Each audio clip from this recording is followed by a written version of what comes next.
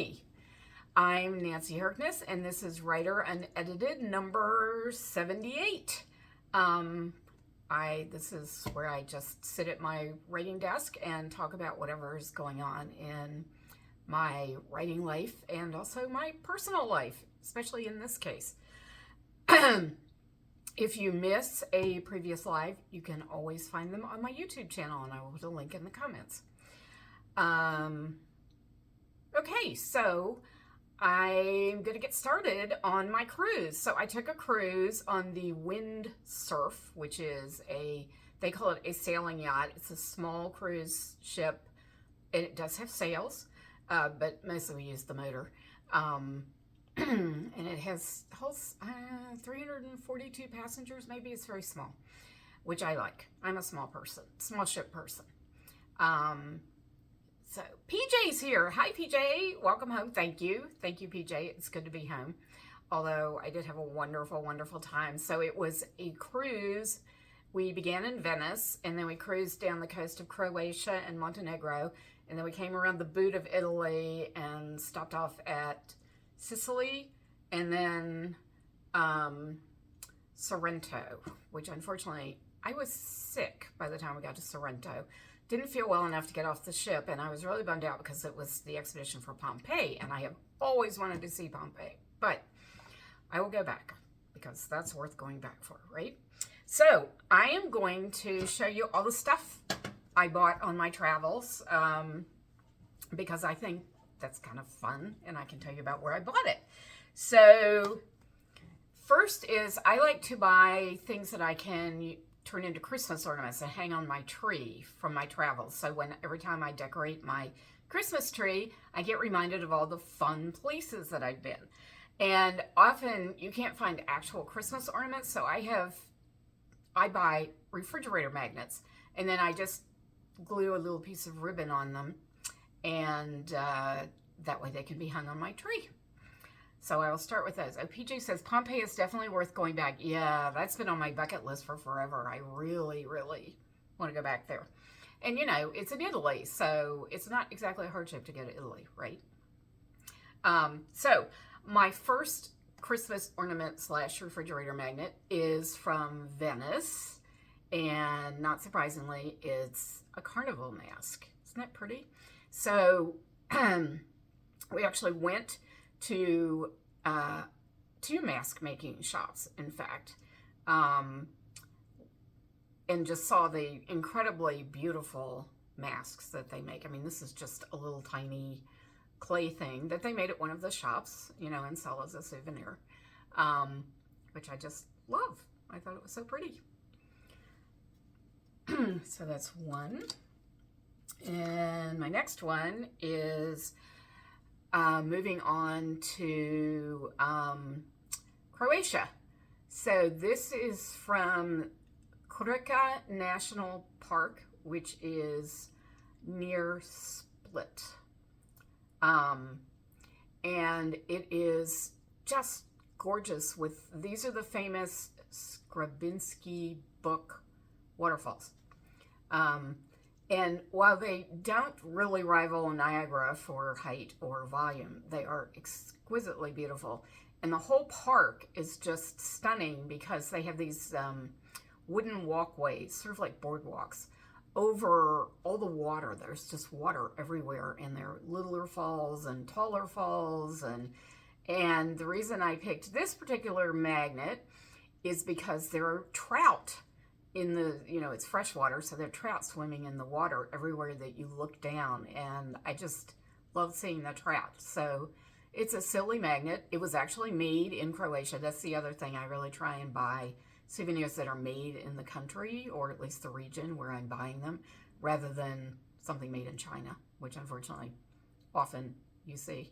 But this one's actually made in Croatia. It says so on the back. Not that any of us can read it, but it did. So this is from Krka National Park, which is truly worth a visit. It's absolutely gorgeous. Oops. And then I actually found a real Christmas ornament in Dubrovnik. So, oh gosh, this is so hard to center. So I don't really know what's with the mirror, but I thought it was pretty, and it'll be shiny on the tree. And it is hand painted in Dubrovnik. So Dubrovnik is also in Croatia. And you all may know that a lot of Game of Thrones was filmed in Dubrovnik. It's a walled city. It's very medieval still. Really gorgeous. And you can walk all the way around the walls, which of course I had to do. It's 2 kilometers roughly. And there were steps up and down, up and down. And it was very cool. I'm not really a Game of Thrones fan. I found it too violent, to be honest. But I can see why they filmed it there. And I have to say, the interesting thing about traveling in Croatia and Montenegro, which I'll get to in a minute, is the history is actually pretty tragic there. They've been, conquered by pretty much everybody through the ages. Which is why they have walls around the cities. Pirates were a huge problem many times.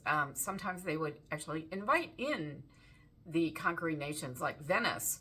There's a strong Venetian influence in the architecture that you can see there, because the Venetians, it was a stable republic, and so they actually wanted to be under Venice and protected by Venice. So you see that a lot. Sometimes they didn't want to be conquered by Venice, but mostly Venice was pretty good as a ruler, evidently. At one point, Napoleon showed up at the walls of Dubrovnik, and they had the gates closed. And somehow Napoleon convinced them that he just wanted to stay a couple of nights to water his horses and rest his soldiers, and so they foolishly opened the gates and let him in, and he was still there 2 years later. Finally did leave. It's a tough place to live. Our guide, one of our guides, who was probably in his 40s, I would say, said he has lived in 4 countries and he's never moved. Because, of course, it's been Yugoslavia, it's been, I think he was from Montenegro, actually. Yugoslavia, it was part of Bosnia. It's a tough place to live, the Balkans. It's a very unstable area, has always been unstable, and sadly, when they're not being conquered by someone else, they fight each other on a regular basis. There's the whole Roman Catholic versus Eastern Orthodox thing going on. But it's a beautiful, beautiful place. The people are incredibly nice and friendly. Their number one industry is tourism, so they really want you there. And it's just fascinating to explore. So I highly recommend it if you can get over there. Let's see. Lynn says, hello. Hi, Lynn. Good to see you. Beautiful fish. Oh, thanks. And you like my Dubrovnik ornament. Thank you. Yeah, they're fun. So my final refrigerator magnet for me is from Montenegro. Never in my life did I think I would go to Montenegro. So that was kind of a fun thing. And again, stunningly beautiful. You see the blue on that magnet? That is the color of the water in the Adriatic. It's amazing.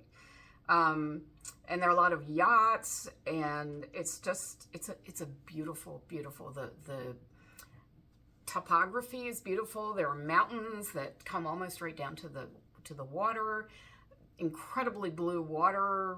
We got very lucky with the weather. It was supposed to rain almost every day, and mostly it did not. The sun was shining. It was glorious. I hope people have looked at my Facebook posts with all the pictures, because they're pretty accurate depictions of what I saw. So those are my refrigerator magnets. And now we're going to move on to the things that I bought for other people, because I like buying gifts, small gifts, so I can carry them. Gail says, what great remembrances. Love all of them. Oh, thanks, Gail. I bought more. I'm not done yet. So, let's see. So back to Venice. I bought this cute little cat mask to give to, you guessed it, Dr. Darling Daughter. It's a little refrigerator magnet. Bought it in the same mask shop that I bought mine. Hopefully she's not watching this. And then we went, again, now we're in Croatia again. We went to this tiny town on top of a hill called Motovun. And it's in the heart of Istria, which it turns out is truffle country. Now, not chocolate truffles, the fungi truffles. I love truffles so much. So I was in heaven. We went to like a farm a little ways away and had lunch. Everything was truffled, literally everything except the bread. But the butter that you spread on the bread was truffled. There was truffled cheese, there was truffled sausage.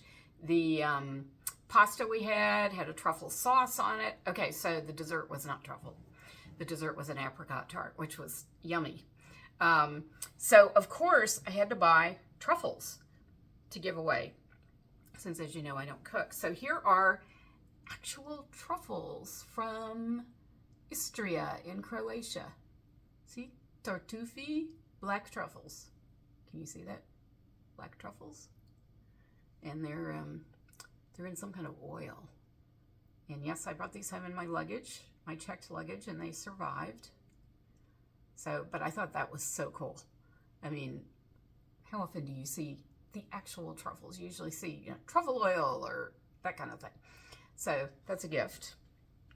Don't tell anyone. I also brought home some truffle salt. They call it truffle powder there, but it's actually truffle salt.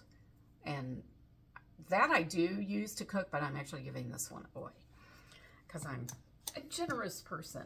And finally, oh yum, dark chocolate with truffle. Oh my God, this is so good. I've already eaten mine. This again is a gift. So, so delicious. Who knew that truffle chocolate would be good? But highly recommend it. And then moving on to Montenegro. So Montenegro is famous for having lots and lots of cats. And again, if you looked at my posts while I was traveling, you would see that I actually had a beer with a cat sitting at my table. He was so cute, and he was not moving. He was very comfortable in his chair at my table. So I had to buy cat socks in Montenegro. It says hello from Montenegro. Can you see up at the top? Hello from Montenegro. Cute little kitty, right? Hello from Montenegro. And yes, that's for Dr. Darling Daughter too. Hopefully she's not watching. And finally, for the gifts, so we went to Sicily, and I went to a winery there, the Gambino winery. Not those Gambinos, or at least so they say. So, but I can't imagine hauling wine home in my luggage. This was weight enough. And the reason I bought this is because my future son-in-law, his first name is Salvatore, and evidently that is a very Sicilian name. So I bought this in his honor. He also likes to cook. He makes fantastic focaccia. So I'm hoping that he will use this to make more fantastic focaccia when I'm there to visit. So those are all the things I'm giving away. Well, not quite.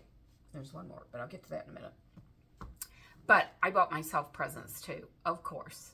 Like, not just refrigerator magnet presents, real presents. And one of the things I bought for myself is these beautiful, it's glass. It's from Venice, of course, because it's glass. I'm trying to get this in both pictures. There we go. So these are the earrings. I don't know if you can see the gold in them. It's hard to hold it still. There's gold inside too. And they match the necklace, which has many colors, many colored beads. Isn't that fun? Figured it would go with literally everything. So that was one big present. Now I gotta get the earring back on, or I'm going to look very lopsided. Here we go. Lynn says, thank you so much for posting the pictures of your journey. You're so welcome. I love sharing it. It's so much more fun when I can share it with people, because I love taking pictures. I do that just because I really enjoy taking pictures. But it's a record for me, too, that I can look back on. So it's a pleasure, and I'm glad that others can enjoy my travels. Pam says, hi Pam, how are you? Pam says, I always miss your lives. Your trip looked amazing. Pam, here you are. You didn't miss this one. Yay, yay. That's a good thing. Okay, so back to my presents to myself. So this was my big splurge in Italy, and I'm putting a flashlight under it so that hopefully you can see how beautiful it is. So I bought 4 of these. These are Millefiori glasses. Again, went to a glass blower. Didn't see them blowing these actual glasses, but saw a demonstration. You can see it on in my pictures. And I love Millefiori. So the 4 glasses I bought were blown by a master glass blower on the island of Murano. And I fell in love with them. They were way more expensive than I should have spent, and I carried them home in my carry-on luggage. Because the funny thing was, the guy who sold them to me was explaining how unbreakable they are. And he says, you can put them in the dishwasher. I don't think I'll do that, but he says you can. And then he said, look how unbreakable they are. And he slammed them down on the top of a table. And I jumped and said, oh, please don't do that again. But he was showing me how tough it is. I am not saying we don't. But what made me laugh was after I bought it, and I said, can you pack it really carefully because I'll be traveling? And he said, I wouldn't put these in your checked baggage, because he said, they threw those bags around a lot. I'm thinking of him slamming the glass down on the table and telling me how unbreakable it is, and then telling me I should put it in my checked baggage. No worries, I wasn't planning to do that anyway. So, but isn't that beautiful? I love all the colors and the pattern, and just gorgeous.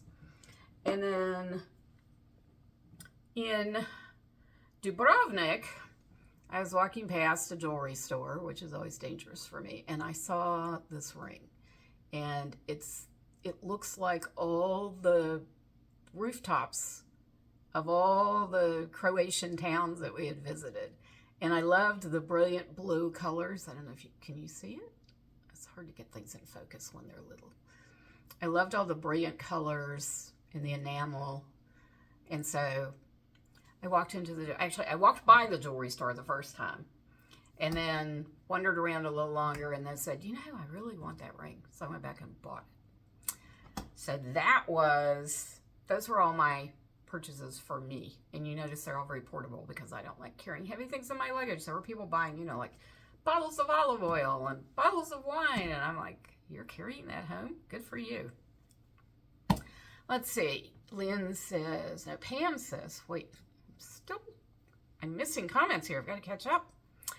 PJ says, Venetian glass is so pretty. It looks wonderful on you. Oh, thanks, PJ.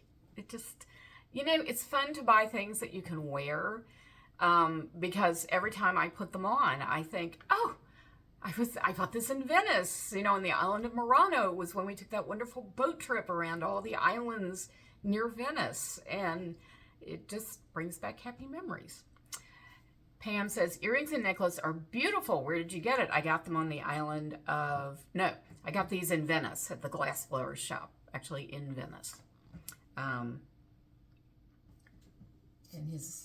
it's called Momilia, Murano Glass in Venezia. Let's see. Lynn says, I enjoy seeing your jewelry. Thank you. Pam says, sorry about the cough, travel crud still. My husband and I love doing blown glass pieces. You make them? Wow. Made a few Christmas balls, candy cane, flower. Love them. Oh my gosh, Pam, that is so cool. Go you. I have to admit, I watched the glass blower making he made a vase and he made a horse out of glass while we were watching. And I thought, I could never in a million years do that. It just looks so hard and hot. Very hot. Lynn says, how fun. Yes. Gail says, oh, the presents are wonderful. Love all the glass. Gorgeous. The pics of your food were tough. Usually saw them at dinner time and they made me hungry. Yeah. Sorry about that. I understand, though. The food was... So, the Windstar Cruise Line is famous for its food. They do James Beard chef stuff. I don't really know exactly, recipes from James Beard chefs.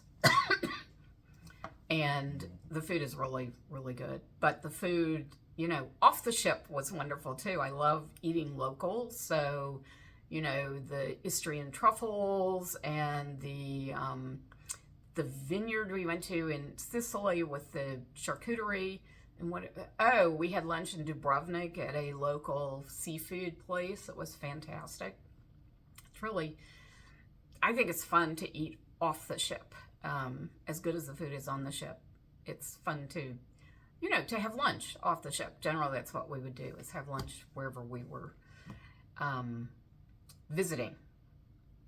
And finally, just so you know, I brought back a pair of beautiful Venetian glass earrings from the glass blower where I bought my own necklace and earrings to give away when Raoul releases. So make sure you're around and you can,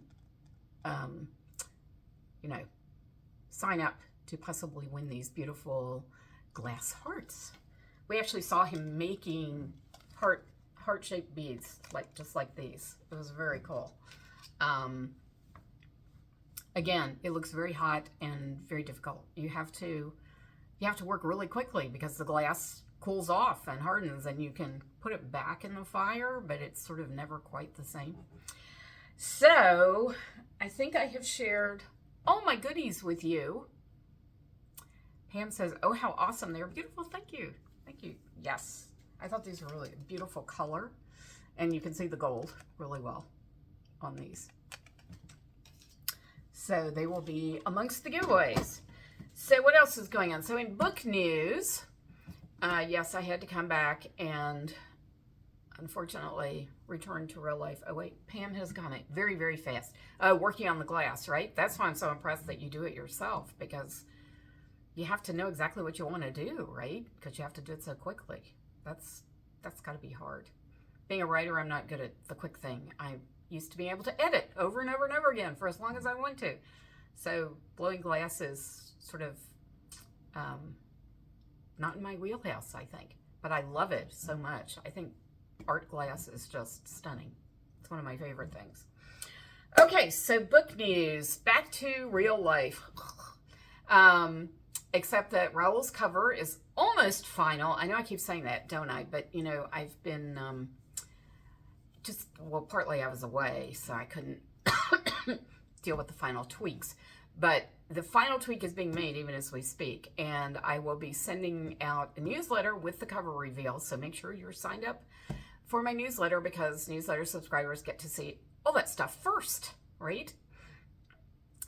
So that will be going out, I hope, by the end of this month. That's my plan anyway, because it really is so close to done. And now I am doing something that I hate. I am writing the blurb for Raoul's book, and the blurb is what goes on it's also the book description, I guess you could call it. And that is the text that goes on the book page on Amazon, on my website, and on the back of the print copy of the book. And what I hate about it is it's sales copy, right? I'm actually using a book as a guide for writing this. And what they keep emphasizing is, this is not a description of your book. It's not a summary of your book. It's a way to sell your book. You have to think of it as a sales tool. And they want it to be short and snappy and emotional. So as you guys are well aware, short and snappy is not really my wheelhouse either. Sort of like blowing glass. I write long books, right? So short and snappy is tough for me. They want it brief. It's only, I think, 300 words max and all this sort of thing. Now, obviously, I can do it differently if I choose to, but these people know what they're talking about. So I'm trying to listen to them. So short, snappy, and emotional. I like the emotional part. I'm good with that. I enjoy doing the emotional part, but the short and snappy is hard. So I'm struggling with that, but it must be done. And honestly, I'm probably the only person who can do it. You can hire people to do this, but you still have to come up with all the ideas yourself. So I thought, why pay someone else when I'm still going to have to do all the thinking myself? Because they haven't read my book, so I have to tell them what's in it, right? So anyway, I'm not enjoying that. And what I really want to do is get started on the short story or the short novella, whatever it ends up being, because I never quite know. That is The Wedding, Gabrielle and Quinn's wedding, from Gabrielle and Quinn's point of view, because you see it in Raoul's book from Raoul's point of view. which I know will not satisfy my readers because, frankly, I want to see it from Gabrielle and Quinn's point of view. I think that will be fun for me. But I have to get this darn book description / blurb written first. So what else have we got? Pam says, well, we have helpers that tell us what we can do and what they do for us. Oh, that's interesting.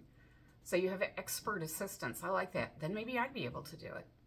I don't know. I think you have to have a vision, and I'm not sure I have visions anymore. I like other people's visions, like this, or like this, other people's visions, which I can admire and appreciate. Pam says, how do I get on your email list? Pam, I'm so glad you asked that. You can go to my website, www.nancyherkness, just my name, no dashes, no periods, nothing, just nancyherkness.com. And on every page on the right-hand side, there is a box that says sign up for my newsletter here.